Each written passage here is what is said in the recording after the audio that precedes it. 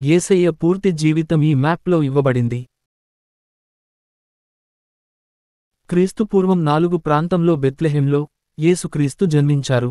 ఇది పురాతన ప్రవచనాలను నెరవేర్చింది. కింగ్ హేరోదు నుండి తప్పించుకోవడానికి ఆయన కుటుంబం ఈజిప్ట్కు పారిపోయింది.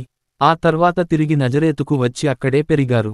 30 ఏళ్ల వయసులో యేసు జోర్డాన్ నదిలో బాప్తిస్మం పొంది తన పరిచర్యను ప్రారంభించారు.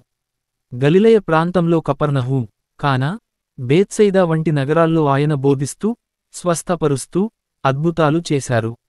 ఆయన సీజరియా ఫిలిప్పికి ప్రయాణించారు. అక్కడ పేతురు ఆయన్ని మెస్సయ్యగా ప్రకటించారు.